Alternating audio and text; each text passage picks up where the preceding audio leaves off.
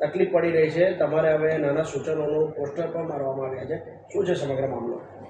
આમાં એવું છે કે જે વિદ્યાર્થીને આપણે બધા પબ્લિકને પાસ આપતા હતા એ પાસ એ બસમાં ન હાલે, કેમ કે 2 બસ એકારે હાલે એટલે આપણી બસમાં જે પાસ હાલે એમાં ન ચાલે.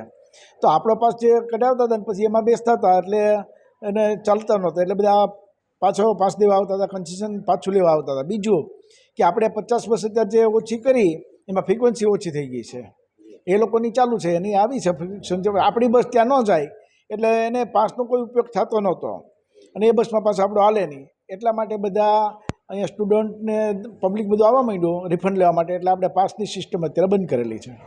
આમાં કોઈ બીજી વ્યવસ્થા થશે? કારણ કે હજુ પણ એ લોકોને 4 મહિના સિસ્ટમ કરવામાં લાગશે. બીજી તો કોઈ કેમ કે 50% બસ હોય કે અમારી અત્યારે 80 બસ ચાલે છે, એની 50 બસ ચાલે છે, હજી એની બીજી 30 બસ આવશે, 130 બસ થશે, એટલે આપણી એટલી બસ ઘટી જશે. એટલે હવે 2 દીમાં 5 દીમાં 10 દીમાં બસો આવે ને બંધ થાય એટલે બધા સ્ટુડન્ટને આપણી યારે તકલીફ પડતી અને રિફંડ પાછું લેવા આવતા. એટલે આમાં હમણાં કોઈ રસ્તો નથી. એ લોકો જે કાંઈ 15 દી 20 દી જે કાંઈ વહેલું મોડું થાય પછી સિસ્ટમ ચાલુ થાય એટલે એ લોકોના પાસની સિસ્ટમ ચાલુ થઈ જશે અને ચાલશે.